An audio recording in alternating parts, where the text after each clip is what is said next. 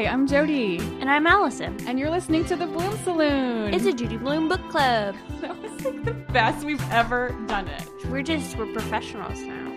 Well, you know why? It's because this is our 10th episode. Oh, did you realize that? No, I didn't.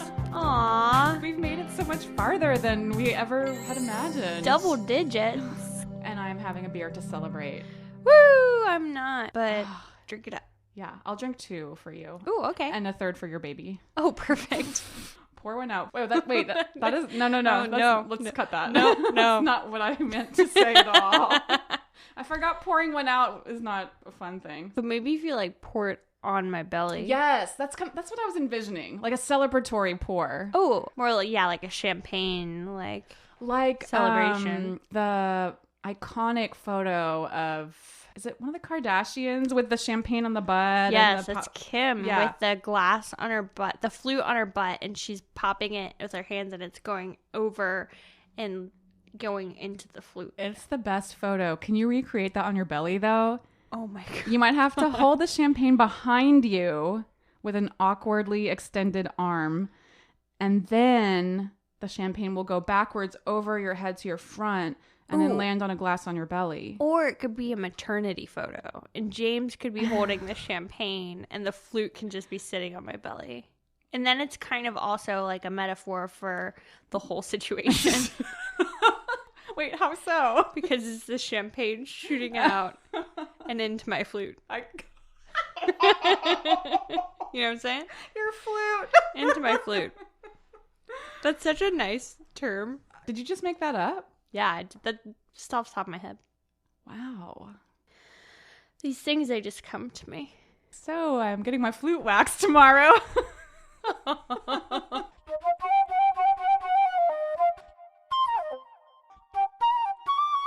Well, we have a letter. A real letter. And we haven't read it yet. Yeah. It's from our friend and fan, Katie. Yeah, and I'm kind of nervous about it because who knows what's in there? I love it. I'm excited. We're going to open it live on air.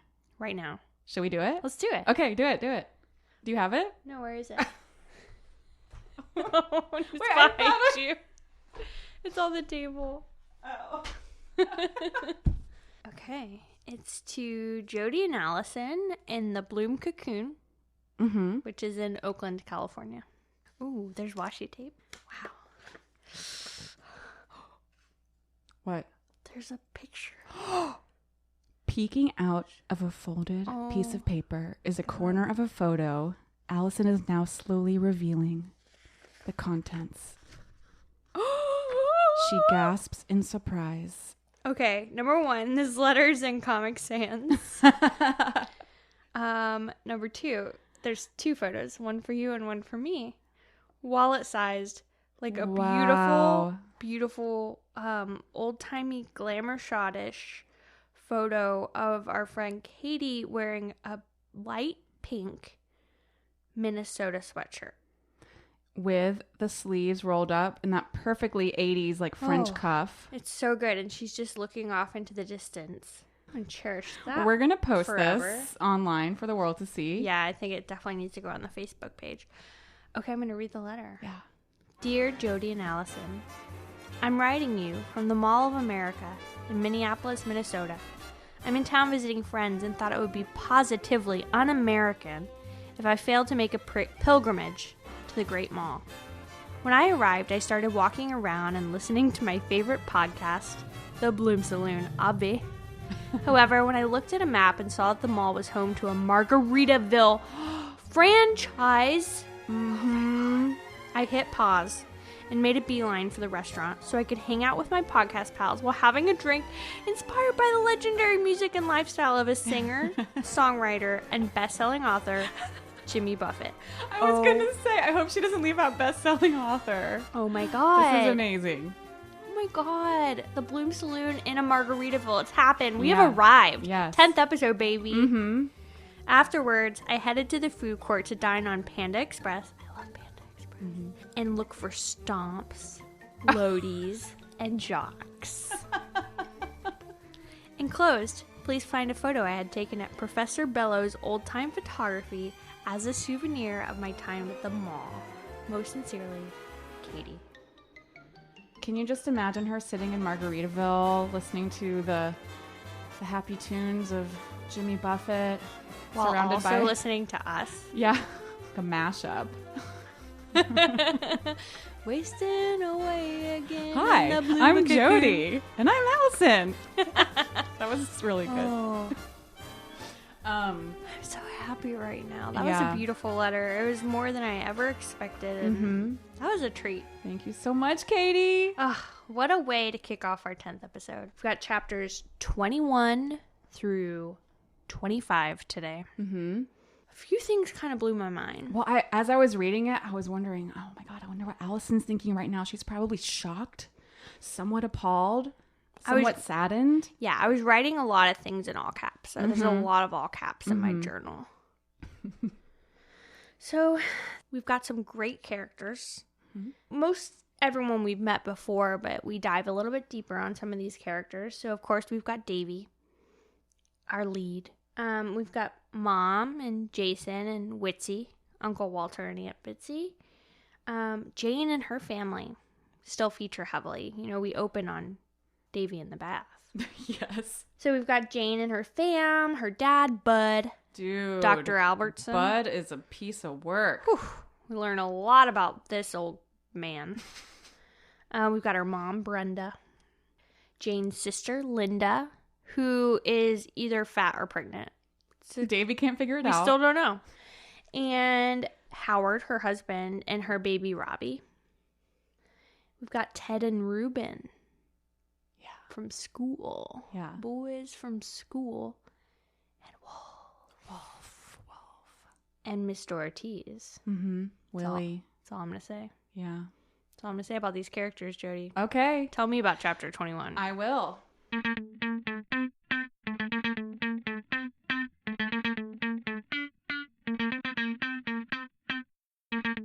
All right, so we're at chapter 21. So as Alison mentioned, Davy is still soaking in the tub on Bathtub Row. I love it. The bath has lasted 2 episodes of the Blume Saloon. It's a crossover bath. She must be really wrinkly. So she's soaking in the tub, and suddenly it's quite apparent that the rest of Jane's family is waiting at the dinner table. So awkward. She goes downstairs to the table. They're all sitting there ready to eat dinner. And we very quickly get a sense of how old school and traditional Jane's family is. For instance, the men, so her dad, Dr. Albertson, and her brother sit at one end of the table, and they talk about the lab during dinner. It's a laptop, labbing it up. And then the rest of the family, all the women are sitting at the other end, and they talk about skiing. Right. Skiing is the thing to do in Los Alamos. Yes. I fully support that. This family loves skiing. Mm-hmm.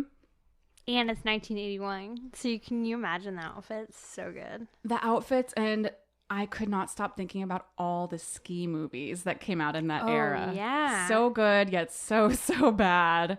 I've seen a ski few school, I've ski seen patrol. Ski School and Ski Patrol. There was Better Off Dead. Better Off Dead's a classic. Mm-hmm. So that was good. actually a good one. Yeah. And then there's Copper Mountain. Have you seen that one? No. Oh my God, Allison. Jim Carrey. He's awful. It's one of his first roles. He must have been like barely out of his teens at this point. Gosh. And he is like, you know, if you already dislike Jim Carrey like I do, Yeah. this is like 300 times worse. Oh, man. And he sings this weird song, and He sings a song. I don't remember what song it is. I'll try to find a clip of it. Maybe we'll splice it in here on the podcast somehow. Please. I'm sure there's a video. I'm definitely going to watch a trailer for this later. Yeah. It takes place at Copper Mountain, which is in Colorado. Oh. Which is It's where a real place? Yeah. We used to go on ski vacations there What? at the Club Med. Oh, wow. Talk about 80s. And your parents were just like, go to classes, kids. They See would- ya it was- hours later. Yes. And then that's how it worked. That's the whole point of You'd Club Med, show right? up, and then the whole family would split up, and you'd see each other at dinner later. Oh, wow. The dinners were always really awkward because it's like family style. So you sit with other families around a big table, and you have to get to know everybody. That's what the Club Meds were all Oh about. God, that sounds awful. I don't know if it's like that anymore, but that's how they used to be in the 80s and 90s. I love people watching at hotels. Like, it's one of my favorite things. But I like sitting at my own table and being able to talk shit from a distance. Just being like a fly on the wall, not being in the thick of it. No, I'm not trying to share my table. I mean, that's what they do. They force you to socialize. Oh God. But I guess everybody who's there loves it because that's why they choose to stay at a Club Med. This is so crazy when I think about it. So I went there for a few years, like I would say 1991 to 94. So wow. I was like my preteen to early teen years. So we go off with like the teen club and I like go skiing with the teen club.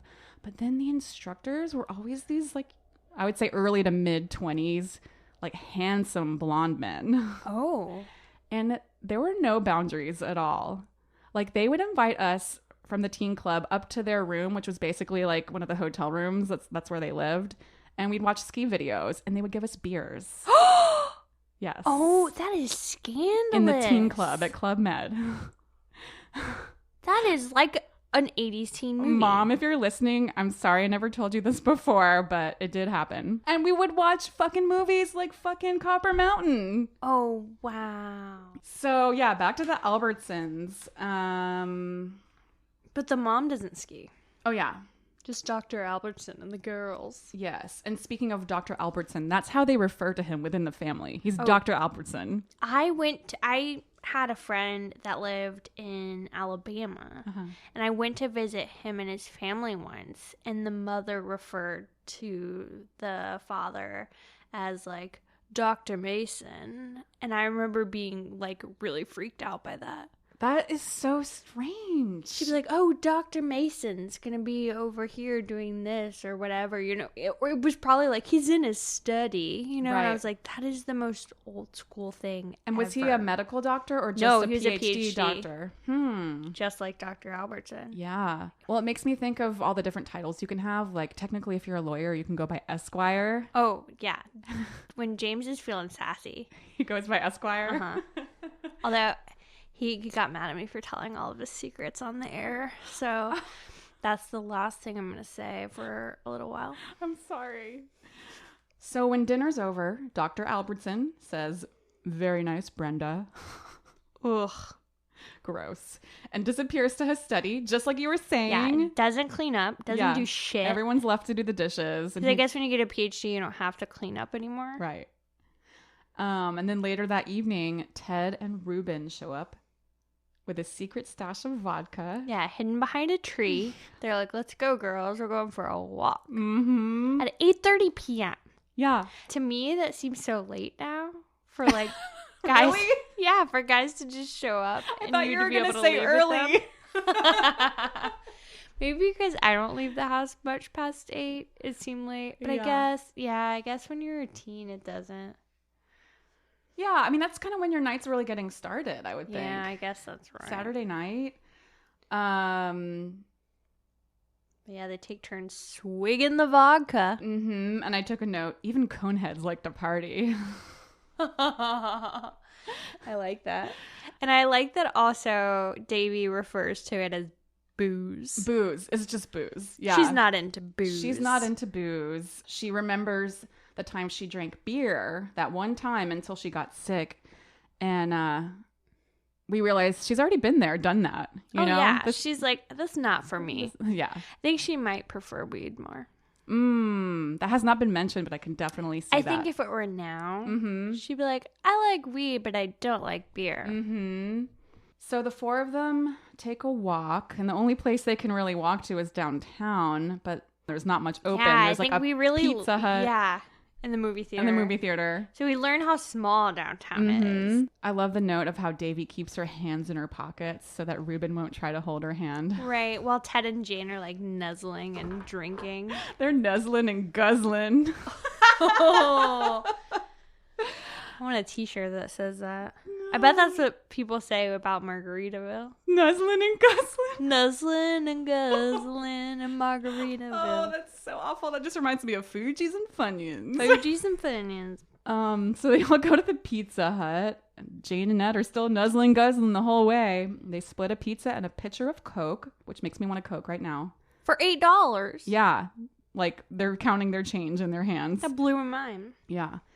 And then when the pitcher of Coke comes, Jane and Ted promptly spike it. Mm-hmm. And then Jane quickly gets wasted. She is red-faced. Slobbering. Drunk. Yeah. Laughing, falling, spinning like a whirling dervish. Oof. Davy just cannot believe this is her friend Jane, who, in quotes, seems so shy and innocent and scared of the world. I mean, Jane's a Lodi. Oh my God. She's a secret Lodi. So it's freezing cold out. Jane's still spinning around in the parking lot. So Ted suggests that they warm up in a car. And Davy's like, well, which car? We didn't drive here. And he goes, any car. So they try all the door handles in the movie theater parking lot until they find an unlocked car. A Subaru. Yeah. Which, did you know that Subaru was misspelled in the book? Oh, I didn't notice. Maybe it's on purpose so they don't get in trouble for having a brand name. But they had Pizza Hut, so I don't know. And Coke. Yeah. They changed Coke to, like, cake. She brought us a picture of cake. So they get in this car, in the Subaru. And immediately, Jane and Ted, they're in the back seat. They start making out. They're like groaning and moaning. And poor Davy. Davy hates the whole situation. And I really related to her in this moment. Like, I'm so risk averse. Like, I do not like breaking rules. And the idea of like sneaking into a car and then having to sit there and listen to your friend make out is just like a nightmare. Sounds terrible. Have you ever been in a situation like that? I feel like I've been in cars. Like, I was either in the front seat or, like, the third person in the back seat when people were making out. It's awful. It reminded me of the college dorms. Yes. Oh. Like, people had no problems having sex, like, in the same room as other people. Bizarre. Yeah. So poor Davy and Ruben, they're just kind of trying to make awkward small talk, but Davy's really not very responsive to that small talk, so they end up just sitting there in silence. I think Davy realizes Ruben's probably as uncomfortable as she is. Mm-hmm. He seems like a good guy. He seems okay. Yeah. I'm not sold yet. Okay. Not quite good, just okay. I feel like he might... Okay, so I have this theory. We don't know. We don't find out in the chapters that we've read so far. But I feel like he might exaggerate, like, if Jane and Ted were doing this on the walk, like, maybe he hooked up with Davy. I feel like he might. Oh, he might go back to school the next day and pull like say that's what happened when it really didn't. But that's just because you watch a lot of Lifetime. I was gonna say, it sounds like a Lifetime movie. So that's where my mind went. Yeah. But thankfully... for Davy, Jane has to hurl. So she... Yeah, lucky Davy. Jane's got to puke. She is excited because this brings an end to the makeout session. And I think Ruben is relieved, too, that Davy and Ruben kind of smile at each other. Yeah. This is their out. Yeah, finally. And I think Davy realizes Ruben's an okay guy, as you said. Right. Because he didn't try anything with her in the car. Mm-hmm. So she was glad about that. And I was also glad. I mean, they have to basically carry Jane home. Mm-hmm. I'm glad that nothing happened, like, on that walk. That, like, they really do just try to get her home safe. Yeah, the boys could have easily ditched them. Yeah. And it could have been just Davy and Jane stumbling along. So commendable. And so when they get to Jane's house, the boys leave and Davy's... like, somehow gets Jane up the stairs, but the whole time she's like, how am I going to explain this to her parents? But then she realizes it's Saturday night. They're probably doing it. It's their sex night. It's their weekly sex ritual. I kept thinking about Weekend at Bernie's. One of my favorite movies. And that, like, Davy had to carry Jane up, like, Weekend at Bernie's. Like, she's just like, oh, hi. The head, like, bobbing around. She's, like, waving her hand at him. She had, like, fashions, like, contraptions to make her limbs move. Uh-huh. Oh, God, I fucking love that movie. And then she puts Jane to bed. What a good friend. And then Davy puts herself to bed on the floor of Jane's room and falls asleep, dreaming about Wolf. And you know what? Oh, yeah, Wolf. This isn't the first time she has dreamt about Wolf. I like the last 2 lines. What are they? I fall asleep quickly and dream about Wolf. about the two of us together in our cave. Oh, yes, she really just wants to be in a cave. It's not the first time I've dreamed about him. Ooh. I mean, he brings her comfort. It's not just all, like, they're not jumping into anything. They're just actually spending time together, Yeah. and she's just thinking about him. Yeah. I like it. Yeah. I'm into it. So chapter 22, it's the morning after, and Jane realizes she's supposed to go to church with her parents. So Jane's super duper hungover, and then she realizes she has no recollection of the previous night throwing up and making out with Ned in the back seat. None of it. Ned. Why did I keep calling him Ned? I don't know what I wrote like. Ned in my notes. I like it. He just seems like a Ned. I think like Ned and Ruben just sound Revenge of the Nerds or something. So those coneheads. So Davy thinks, Jane thinks she has no experience with boys, but the truth is she has plenty of experience. She just doesn't remember. I wrote, oh lordy. Oh lordy. Did you have any friends like that in high school? Friends that got too drunk and didn't remember things. Yeah, that just used blacking out as an excuse to do things they don't have to take responsibility for. Yeah. And you either outgrow that or it's like, you should get help. Get help. I think that's very high risk behavior, Jane. Tisk tisk. It is very high risk behavior and it makes me worry for her. She's got a lot of responsibility on her plate. Her parents are putting a lot of pressure on her. Mm-hmm. This could be a problem. And you can tell she's a little insecure. She wants to fit in. And so she feels like she has to do this in order to loosen up and actually have fun and not be nervous. And I hate that. Would you like to read page 127 with me? Oh, sure. Some good dialogue. I'll be Jane. Oh my God. It's Sunday. I feel terrible. I think I'm dying. Or did I die last night? What happened? You don't remember? I remember the Pizza Hut and drinking all that vodka. And the car? Do you remember the car? What car? In the parking lot? No. You and Ted were in the back seat. No. And then you got sick. I did?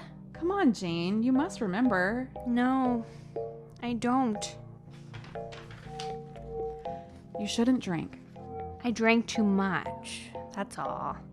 You shouldn't drink at all if you think you can't handle it. Makes me feel good. Loosens me up. Otherwise, I'm shy around boys. You'd never know it from last night. That's exactly what I'm trying to tell you. Gotta take a shower. Will you come to church with us?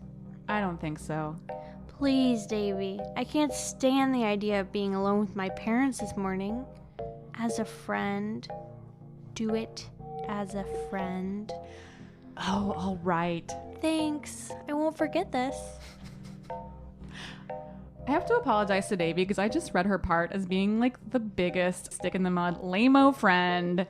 Misrepresented her with my bad acting. You should definitely apologize to Davy Wexler, who does not exist. She exists somewhere out there. In your heart. Yeah, exactly. So Davy's mad at Jane, but she can't really figure out why. It's like, it's not the drinking necessarily, but was it the making out? Was she jealous because she wants to be making out too? She's like envious. She's like, I'm trying to make out. I'm not trying to make out with Ruben, but I'm trying to make out with somebody. Mm-hmm. And why does Jane get to do that? Right. Davy and Jane's parents go to church, and Davy thinks a little bit about religion. This wouldn't be a Judy Blume book without a little bit of religion in there. I know. I feel like we learn so much about Judy every time. Yeah. You know, she likes the half Jewish angle. She likes the like agnostic angle. I think that's definitely how she relates. She's anti-organized religion. Oh, yeah. So Davy kind of lets us know that both of her parents are half Jewish. They've done stints at both the Unitarian Church and the Temple back in Jersey, but now they don't go anywhere. And then she also, I love this. I knew you would love this too. She remembers a Time article she read that said, organized religion is built on guilt and fear. I like that. And I was like, yes. Yes, ma'am. I'm with you. Um, Davy's a smart one. Yeah, she's thinking a lot about these kind of big themes. And then deep thoughts. Deep thoughts. She wonders if that's why there are so many churches on Los Alamos, is because all the scientists have so much guilt and fear. That's really interesting. And that afternoon, Davy heads to the canyon and waits for Wolf. She waits for 2 hours. That's a really long time. Yeah. But he doesn't show. So she rides home with tears in her eyes, feeling lonely and very empty inside. Poor Davy. Mm-hmm.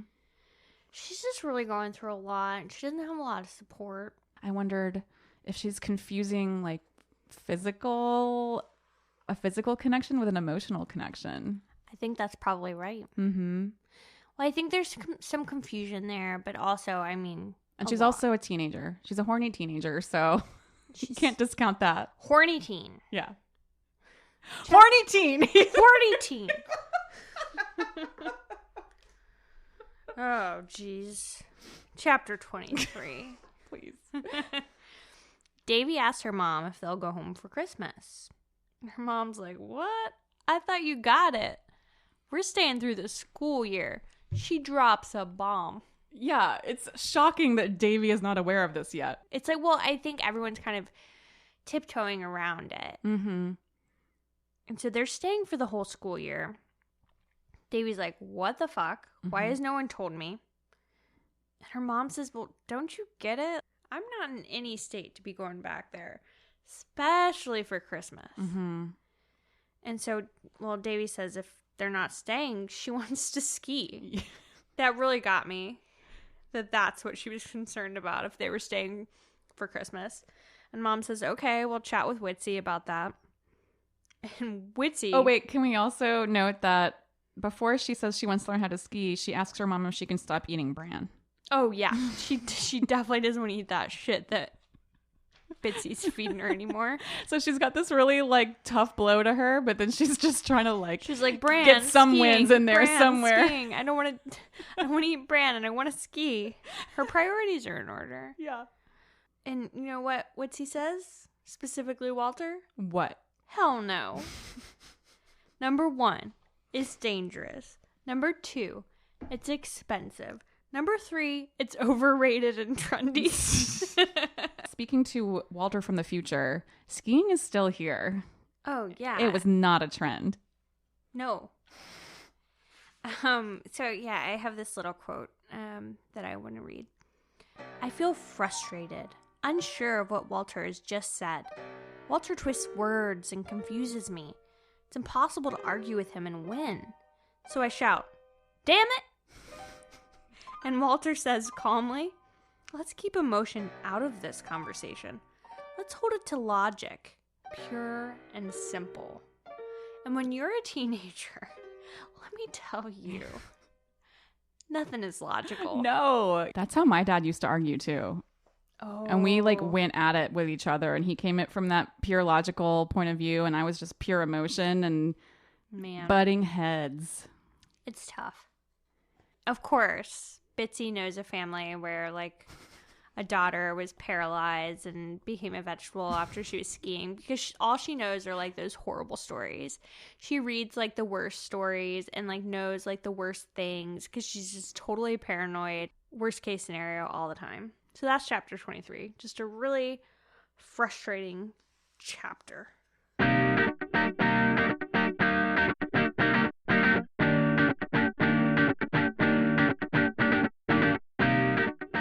then we've got chapter 24.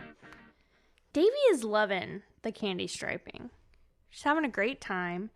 Hanging out with Mr. Ortiz. He's her favorite. He's the only one that's been there since she started. Mm-hmm. And she saves his room for last because she likes to be able to talk with him for a while. They've become friends. We learn that he's only 57. Right. We thought he's like this totally old man, but he's 57, which is not very old. And he's asking Davy, what's she going to do? What kind of sports is she going to play? She should swim. She's got the body of a swimmer. His son swims. She should swim. But she wants to audition for Oklahoma. That got me so excited. Yeah, and she wants to sing again. I love it. I love that Davy has this like secret singing aspiration.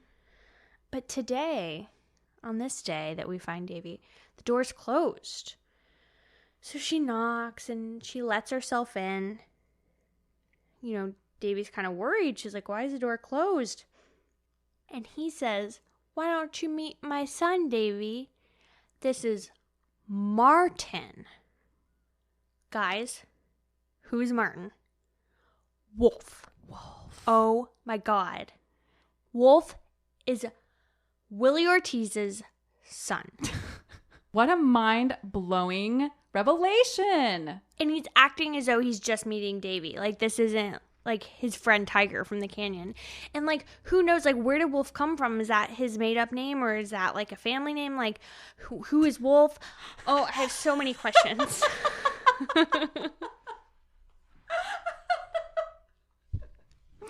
Oh my God. You just looked so adorable because you were so earnest and excited just now. It was. So did you not have any clue? I thought like maybe like there's Like it crossed maybe your some mind. kind of a connection between them. Mhm. Like that would be kind of serendipitous and interesting and great for a book. But Right. no, it still kind of shocked me. And the way it played out was so weird too. I hope he had his back turned and then he turns around and is like, Martin. I think that's exactly what happened. What? And so, Mr. Ortiz, because he's a talker and he loves bragging, he's really talking up, Martin / Wolf. Oh, And all the sports he played in school and how he's just so smart. And he was a great swimmer. He's got a full scholarship to Caltech for physics. And he's going to be a physicist and he's going to work at the lab and blah, blah, blah, blah. And then he just falls asleep. he's like, I've been talking too much. I'm tired. Good night. And so Wolf and Davy walk out together. And they're both totally surprised. Like, you've been friends with my dad. My dad is Mr. Ortiz. And just seeing each other anywhere outside of the context of the canyon. Can you imagine how disorienting that must be? Mind-blowing. Yeah. And so Davy's like, what the heck? Why are you, what's going on? And she learns, Wolf has taken a semester off to be with his father because his father's dying. Remember, he mentioned his father was dying. Mm-hmm. I just thought maybe Mr. Ortiz was too old to be Wolf's dad. But now that we Yeah. know he's only 57, Yeah. makes sense. And so he's taken a semester off and he spends time. He was spending time, in the canyon, and he would work in the afternoon at the lab. But now he's spending all of his time with Mr. Ortiz, his father. Kind of, these are his last days. There's not much time. Mm-hmm. And, Wolf says, well, I can drive you home, Davy. And she's like, oh, yeah, totally. See ya, Jane. There Wolf is in his truck, honking his horn, get in, Davy. And Jane's just like, what the heck is going on? Mm-hmm. And, he's got a Toyota truck. Mm-hmm. Davy hops right in. They, talk about Mr. Ortiz, how he's planned out all of Wolf's life, and he doesn't know that he wants to be a physicist and work in the lab and all of that. And so I think Davy can really relate to that, of someone saying, well, this is what you're supposed to be doing, and this is what I expect of you. They reach Davy's house, and she asks Wolf if she'll see him at the canyon. He says, no, I'm spending all my time at the hospital now. And she says, well, I'll see you there. And she touches his hand. Yeah. And then the next day, Jane's like, who's a cute dude that you're just riding off in a truck with? Yeah, because we realize Davy has never mentioned Wolf to anyone, not even her best friend Jane. No one. Yeah. And so I really like this exchange between Jane and Davy. If we can assume our roles on page 139, 140. I'll be Davy. No, you're Davy. I'm Jane. Davy, I'll try to do better this time. Who was in that pickup truck? A friend. I know that, but who? Mr. Ortiz's son. He's cute. There are things that matter more than being cute. Ooh. I'm the worst voice actor. No, that was really good. And Jane's face, turns totally red. Tears spring to her eyes. And Davy walks away feeling like a real creep. And then she calls Jane that night. I'm sorry. I don't know what's wrong with you, Davy. Nothing. It's just hard to see Mr. Ortiz dying. That's all. We're not supposed to become emotionally involved with the patients. I know, but I'm human. I can't help it. A long pause. Look, we're going down to Santa Fe on Saturday to do some last-minute Christmas shopping. You want to come? Sure, I like that. This seems like a very uneven friendship here. I think, as much as I liked Jane earlier, I'm really not feeling Jane anymore. She's getting a little more Nancy-ish. More shallow. Mm-hmm. I'm not a fan. But I also can empathize with her being upset because, that is kind of a dick move to ditch your friend, not explain anything, and then you realize your friend's been keeping a secret from you. True. But to, have no sympathy for Davy, becoming somewhat attached to Mr. Ortiz, yeah, totally. who was dying. Yeah. Then they're at dinner that night, and Mom remarks that, maybe after Christmas she'll try to find a part-time job. And Walter says, yeah, you can find a casual job at the lab. That's what they call part-timers at the lab. He says he can pull a few strings. And she's like, oh, yeah, thanks, great. And then Jason makes some pee jokes. Some pee jokes? Yeah. Oh, wait, these pee jokes are great. It's really good. So Mom says, I've got to get a routine, a reason to get out of bed. And Jason says, I get out of bed because I have to pee. And then Bitsy's like, not at the table. And he says, no, not at the table, in the bathroom. And Davy loses it. She can't stop laughing. Which really good. Jason is a fucking funny 7-year-old. Oh, I love him. And it's also, again, Judy ending a potentially very sad chapter on a humorous note with pee jokes. I love it. Chapter 25. We open in Santa Fe. Davy feels exhilarated because they're actually in a town with people and diversity. Mm-hmm. A town with history. Yeah, she's really into the people watching. She's really into all the arts and crafts and all the happenings. She's feeling it. I felt exhilarated reading her description. Yeah, it's true. I was like, God, thank God they got out of Los Alamos. Yeah. Even though I really want to go there to vacation. Same. But we can go to Santa Fe too. Let's just retrace her steps. We would have to also go to Santa Fe. I don't think we'd have that much to do in Los Alamos. There's just a Pizza Hut and a movie theater, Jody. Davy splurges on a pair of earrings for her mom. She pays $10 for these silver earrings. Although she can't afford piñatas for the fam. She thought that'd be super cool. And then we learn Jane's a huge racist.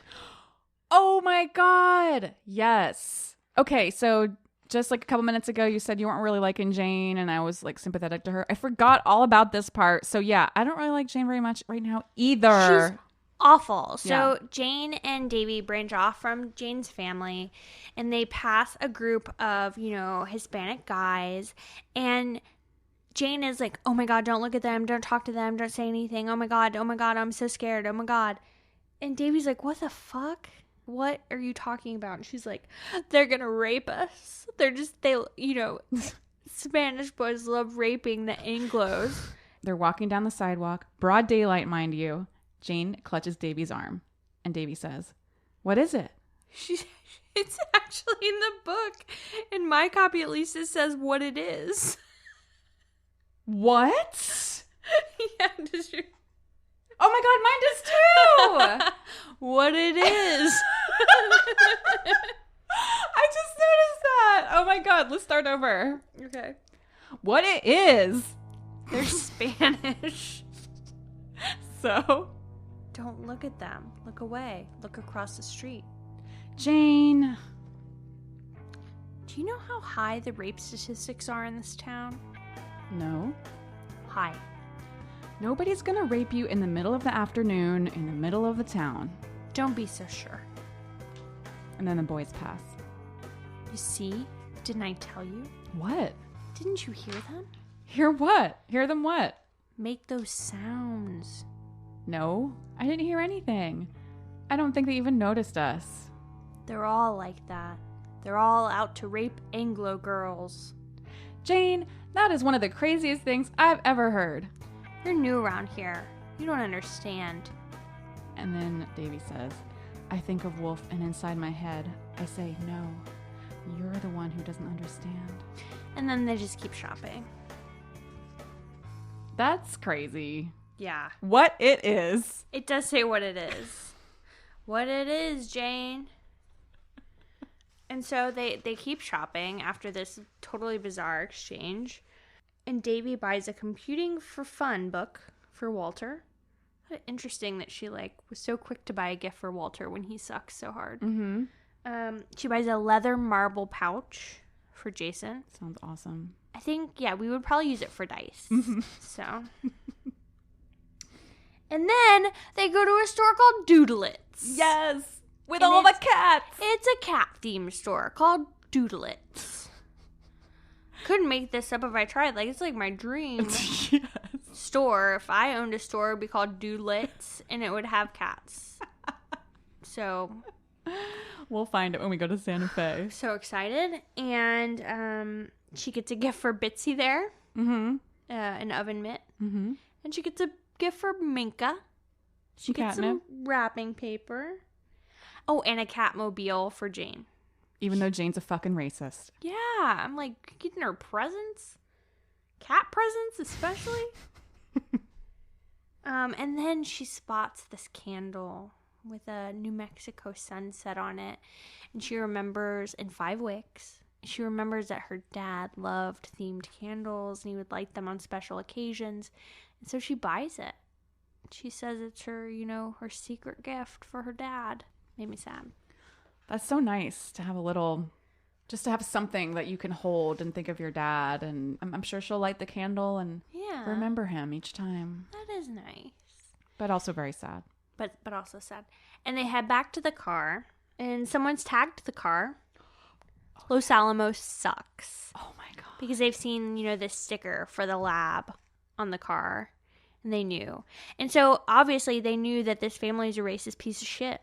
When I lived in Dallas for a couple years in high school in the mid-90s, I lived in this little kind of enclave within Dallas. It was one of those incorporated towns that likes to pretend they're not part of the town they're in, kind of like how Piedmont is here. Uh-huh. It's called Highland Park, and it was called the Bubble. So the whole stereotype is that if you're from Highland Park, you don't ever leave the bubble. I remember all the kids would have these bright yellow bumper stickers on their cars with the slogan, Highland Park, the best of the best. So elite. And then if you left the bubble with your car, I just remember people talking about how their car would get keyed or the tires would be slashed or graffitied. But no one thought to take the fucking yellow bumper sticker off. That wasn't even an option. They just kept driving around with it. And it was just, I never had one, and I just didn't understand why somebody would want to be so conspicuous like that. Mm-hmm. But I would imagine it's kind of the same thing with those lab stickers. Jane's parents don't seem very fazed by it. Mm-hmm. It must have happened before. Mm-hmm. And then Davy falls asleep in the car on the way home. And that's where we end.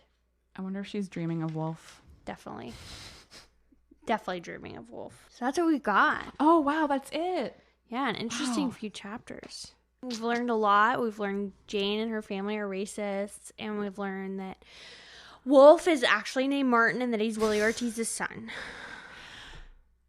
It makes me kind of unhappy to know so much about him. His mystique is what really, when you introduce yourself as Wolf and then it's discovered that your name is Martin, that's a little bit of a big shift. Yeah. I wonder, I just want to know who else calls him Wolf, or if that was just the name he decided to give Davy that day. I think that's what it was. Just like she decided her name is Tiger. Mm-hmm. It's interesting indeed.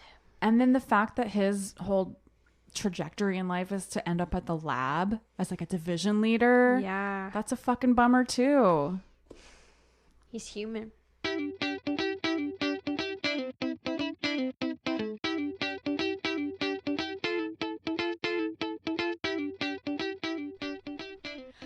Okay, you guys. So, in following the theme of immersing ourselves into the year of 1981, we have this 17 magazine May 1981 issue that came in the mail. Oh my gosh. It's so great.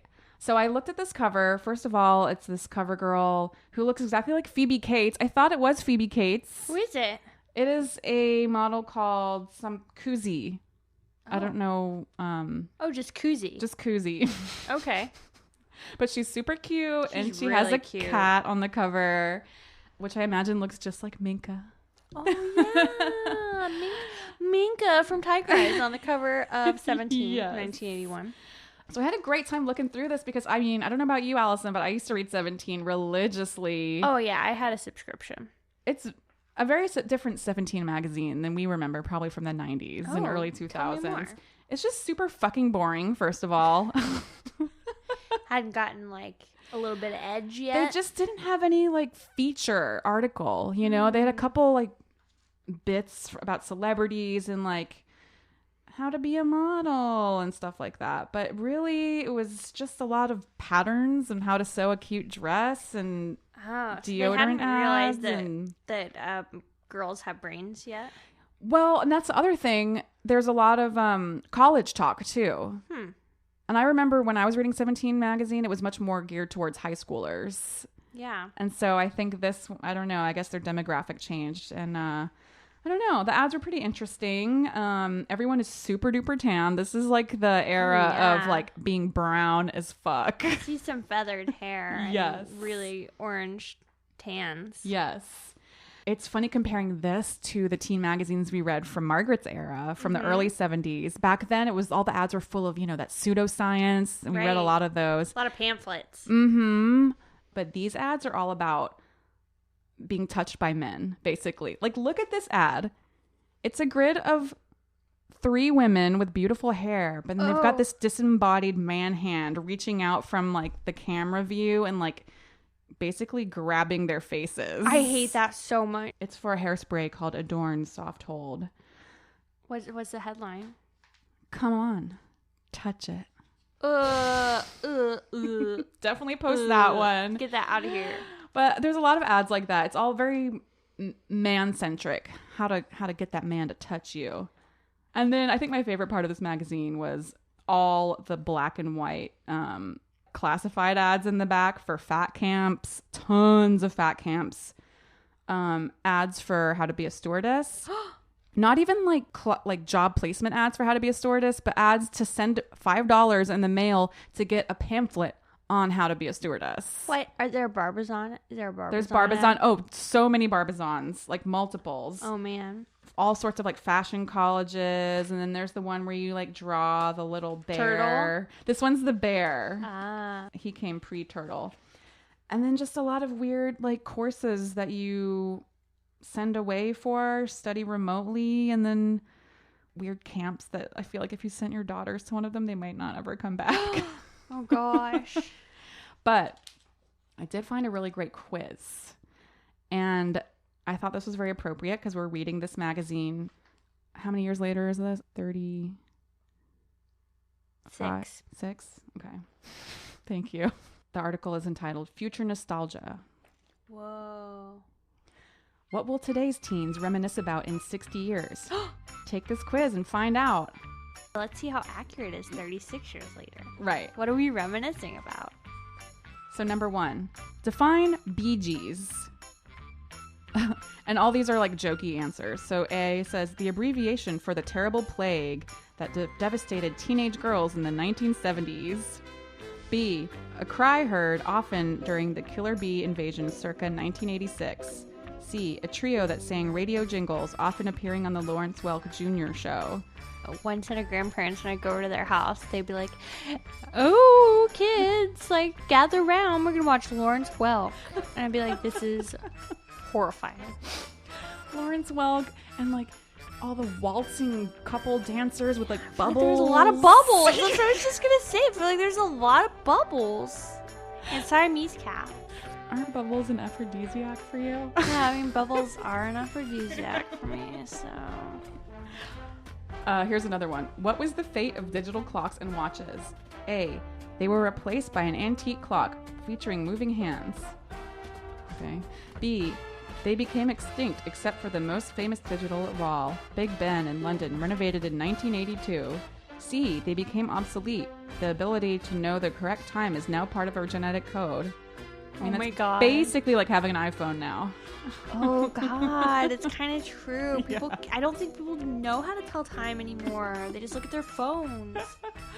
Yeah. Oh, that's why I still wear Swatch watches. Oh, Swatch watches are timeless. I love them. Oh, that was a funny joke. Timeless. You know, funny, a pun. Funny fun. Punny fun. Today, retired actor Henry Winkler is A. Writing his doctoral thesis at the Yale Drama School, The Fall of Fonzie, a character study. I mean, that could happen. He was just on Arrested Development, that's all. B. Manufacturing Remember the Fonz buttons and leather garments in Peoria, Illinois. I don't really get that reference, but... They're saying, yeah, he's not doing anything. He's, like, sitting around in Illinois, like, making memorabilia. Okay, I didn't know if there was anything specific about Peoria. No, I think they're saying, oh, I was in buttfuck, Illinois.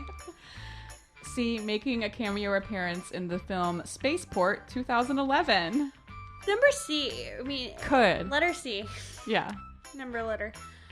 C is, probably the most accurate. Instead, he was doing sitcoms. Yeah. Like popular sitcoms. But I love that in 1981, 2011 probably sounded like flying car time. So far away. Spaceport 2011. 7. Oh, I'm just totally going out of order. What was a discotheque? A. An inflamed liver. B. Discotheque, an educational institution where students learned an ancient musical form. I like that. C. I'm sorry, I do not speak Russian. These are so dumb. They think they're pretty funny. Kind of hilarious, I know. I'll do one more. What was punk rock? A. A novelty gift advertised as Pet Rock's little brother. B. The nickname of the 1985 boxing champion, men's lightweight division. C. An affectionate nickname for the Rock of Gibraltar. That was kind of lame. What were automobiles? A. Vehicles manufactured for the promotion of drive-ins, movie theaters of the 21st... Fuck it. I can't read anymore. And then it ends with... And so, while our descendants rack their brains to complete this quiz, we'll be contentedly sitting in our solar-powered rocking chairs, reflecting on the good old days when Travolta was more than just a name to remember. I'd like to talk a little bit about solar-powered rocking chairs. Please. Does that mean, like, it rocks itself with the use of solar power? I think so. Or that you're using the rocking chair, which is also solar-powered, to, like, generate more energy. Oh. They should do the second one. Wow, that was really something. Future man. Future. What are we going to be doing in another 25 years? God knows. Who knows? Where will Henry Winkler be then? What will people think of punk rock? Henry Winkler will be in, like, he'll have gone to, donated his genetic materials to Vivos. Oh, he will be cryon bank. Yeah, exactly. He's going to be preserved for sure. I hope so. Real national treasure. And maybe Koozie will as well be. Koozie and the cat. Yeah. Did you know that my biggest claim to fame is being in 17 magazine? What? Wait, I feel like I must have told you this at some point. No, where's that 17 magazine? 1997 issue. They came to my school and did the School Zone. Oh my God. And I was on the cover of the School Zone section. That's amazing. Yeah. Oh yeah, we gotta bust that 17 out for sure. To this day, that's like my highest achievement. Were they like, oh, Jody, like, cool hip teen? I wish it was like that, but it wasn't. It was kind of embarrassing. I had a little Q&A they would give you after your photo shoot. And it would be like, because this was at the American School in London. And one of the questions was, what do you miss most about America? I wrote fruit roll-ups, which is legit. Yeah, I was just saying, what do you mean? What were you thinking? You were thinking you missed fruit roll-ups. That makes total sense. I said driving a car. Again, legit, because I didn't drive when I was in London. And MTV. That all makes total sense to me. I'm not embarrassed by that now, but I remember when the magazine came out a few months later, I was mortified that it said MTV in there. For whatever reason, that was just like not cool, I guess. Oh, that's so funny. But yeah, it was a fun time. Thanks so much for listening. As usual, we so much appreciate it. Send us a note. Yeah. bloomsaloon@gmail.com. Thank you, Tyler Barber, for our theme song. Mm-hmm. And thank you, Alison, for always remembering to thank him. Well, he's like the #1 Blume Head. He really is. He coined the phrase Blume Head. Mm-hmm, and it's really stuck. Yeah. I love it. And oh my God, I know I keep talking about the pins. They haven't arrived yet, but I got an email today saying that they're in transit. Oh my goodness. So they will be here by next Can't episode. Wait. And then we're going to give them all out because I ordered 100. So have we got some contests for you? Yes. We'll see you next week. That's right. Adios.